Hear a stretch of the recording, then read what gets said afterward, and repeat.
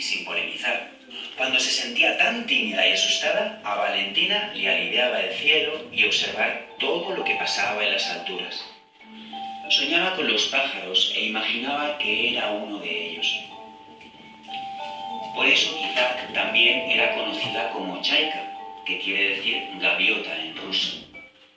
El día en el que comienza nuestra historia, valiente Valentina, o Chaika, como prefiráis llamarla, estaba subida en un avión. Iba a realizar un salto de entrenamiento.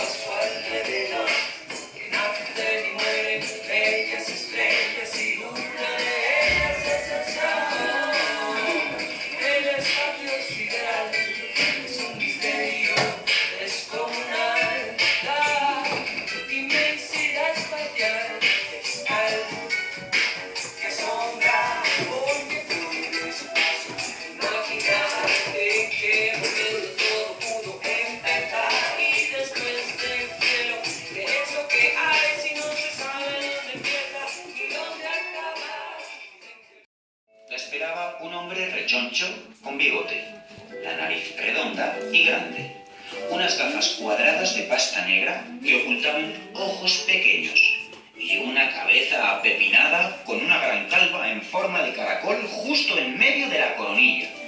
Señora Tereskova, encantado de conocerla. Me llamo Sergei Novikov y trabajo para el Cuerpo Nacional de Cosmonautas.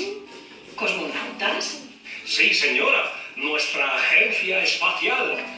El organismo que entrena a mujeres y hombres para viajar al espacio.